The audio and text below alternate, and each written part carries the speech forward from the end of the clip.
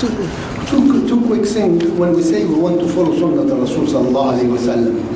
And Sunnah al-Rasul sallallahu alayhi wa sallam is not a hadith we read in a book. Hadith are words that in the context of what happened and how you could not understand this hadith. So the hadith is for the scholars to do fiqh, but not for us commoners who cannot understand the circumstances and understand the fiqh behind it. If we want to understand the hadith, we have to learn the life of Rasul sallallahu alaihi wasallam first. We have to read about his life.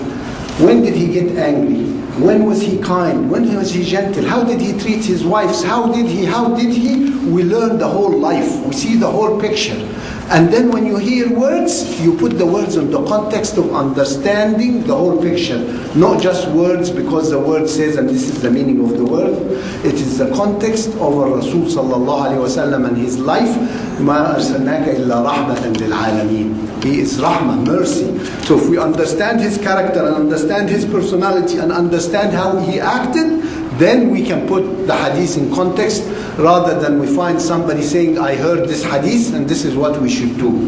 We have to understand what context it happened in. And as we said before, if you open al-Bukhari, Sahih al-Bukhari, the first section is the hadith of al-wudu. And the first three hadith, one says he used to wash once, and the other one says he used to wash twice, and the other one says he used to wash 3 times.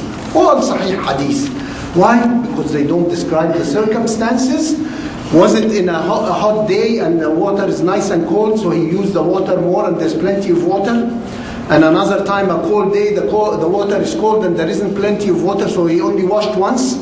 All the hadith is sahih. He washed once, twice or 3 times, but they don't give us the background of what the hadith, where did it fit in?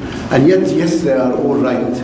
And that's why this becomes a fiqh issue, not an issue for us to read a hadith and say, I will apply this.